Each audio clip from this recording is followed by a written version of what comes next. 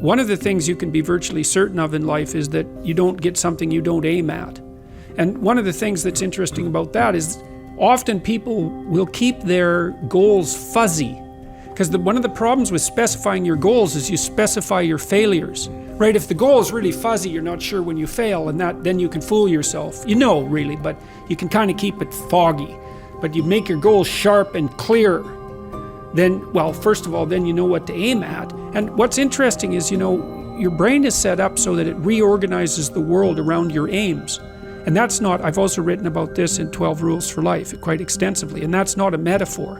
Like, we don't see much of the world, because there's a lot of the world and there isn't much of us. And so we see what we aim at, we aim with our eyes. And here's an example. So, like, great apes don't really have much of a white in their eyes, but human beings do.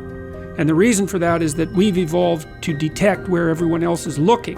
And so if I can't tell where you're looking, I don't know what you're up to. And then, well, over time, that means I can't read you as well, and we're more likely to get in a dispute, and one or the other of us is more likely to get killed.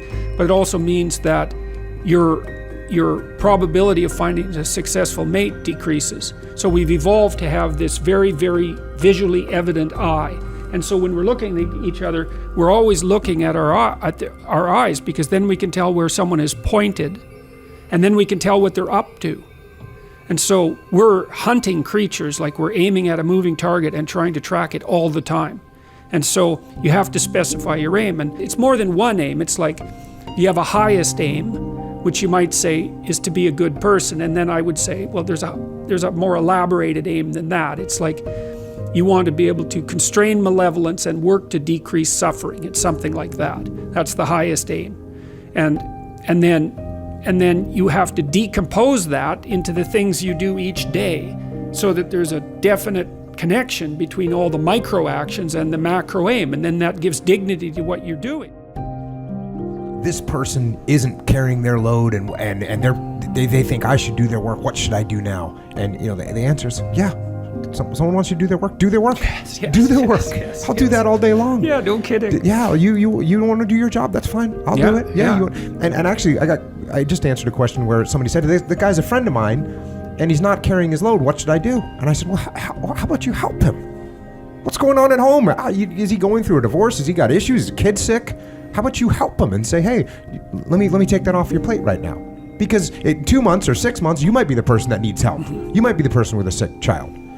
But regardless of that, maybe he's just as lazy, and maybe he shouldn't be your friend, and maybe eventually he won't be your friend, but nonetheless, the solution is the same. If you don't want to do your work, that's fine. I'll do it for you. Yeah, well, that's such a funny thing. That's exactly right. Because, what you want to do in your job is make yourself indispensable, right? And the way you make yourself indispensable is by being indispensable. And the way you do that is by doing a bunch of things that, if they're not done, catastrophe occurs. And that's exactly right. So if there's someone around you and they're abdicating their responsibility and you can pick it up, it's like, what an opportunity. You think, well, I'm not going to get credit for it. It's like, well, first of all, there's lots of different forms of credit, but you learn. And then when the company shrinks and they're looking at who to keep, they think, oh, well, it turns out you're doing all sorts of things. We can't do without you. That's not what we expected. We can't do without you. Here's some more things you could do.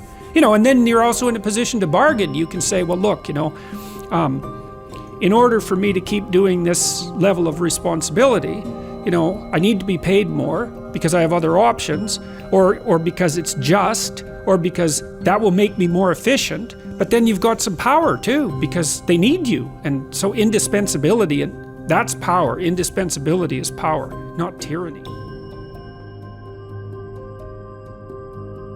You can't exist outside of a framework of value. It's not possible. It's not technically possible. I outline this in quite a bit of detail in chapter 10, which is called Rule 10, which is called be precise in your speech, is that the way the world manifests itself to you is integrally tied to your value structure. And that's because, to put it very simply, is that your very vision is dependent on an aim. Like, whenever you look at the world, you're aiming at something. You're aiming at something with your eyes. You can't focus on something without aiming at it, and you won't aim at it without valuing it. So your very perceptions are dependent on your value structure. Now, that doesn't mean there isn't a world. it does mean that experience is a complex interplay of your value structure and the unmanifest world. It's something like that. And then that begs the question, which is, well, if you have to have a value structure, then what should it be? Well, and then that brings us back to the ideas that we were talking about earlier. Like you should value being. You should take on the responsibility of being as your highest ethical obligation and try to improve it, try to reduce suffering, try to make the most out of yourself in a way that's beneficial to you and your family and your community. You should aim high, and your perceptions will reconfigure themselves around those aims, and that will allow the world to manifest itself to you in the most positive possible manner, or at least in the most meaningful possible manner. And in the absence of that, all you have is stupid suffering. That is the anxiety and depression that we talked about earlier. Without a point, without value, without an aim, all you're left with is the misery and anxiety of life. That makes people bitter. I love to bring up the notion of the aim, because one can react to this stupid suffering in a number of ways, but this is so clear. You write in it, you say, you cannot aim yourself at anything if you are completely undisciplined and untutored. Mm-hmm. You will not know what to target, you won't fly straight, even if you do get your aim right. And then you will conclude there is nothing to aim for, and then you will be lost. And these days, the prevailing moral framework, as I see it, is if it feels good, do it. How is it that discipline and the straight and narrow offer the best chance for a good life? And how is it that we have forgotten that is the case?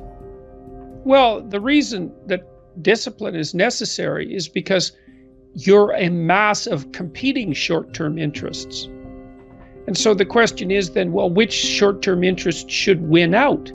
And the answer to that is, well, none of them. They need to be organized into a hierarchy that makes them functional across time and across individuals. So like a 2-year-old is very likely to act out his or her proximal impulse. But of course, a 2-year-old can't survive in the world. You have to bring your primary instincts, let's say, under the regulatory structure of a higher order value system that allows them to manifest themselves without undue mutual sacrifice across large spans of time in the presence of large numbers of other people. So that requires a very sophisticated ordering. It's like, we already talked about the fact that a meta-narrative is necessary to unite subcultures, say, so that they can operate peacefully and harmoniously within the same space. The same thing applies within you, because you're an internal coalition of warring single-minded tribes, and they have to all be brought under the organizational structure of long-term collective vision, let's say. Mm-hmm. And in order to do that, you have to be disciplined. And any discipline, technically speaking, is an attempt to bring all those competing short-term impulses under a larger scale and more inclusive framework. And so you do that, and then, well, that's actually what gives you freedom. Being impulsive and being free aren't the same things, because if you're impulsive, you're just the slave of your impulses. Right. There's no freedom in that. That's the same freedom, so to speak, literally, that a 2-year-old has, because a 2-year-old isn't socialized yet. So it's a completely, that doesn't function in the sophisticated world. It doesn't work. Right. Everyone knows it. We just like to pretend sometimes to say, oh, that does feel good, you know. Now, I have one last... Well, we like to pretend all the time, because that's why we go out and drink, you know, because drinking enables you to blind yourself to the long-term consequences of your actions. And there's no doubt that that's very, very rewarding in the short term, but it's also why you wake up the next morning hungover and ashamed.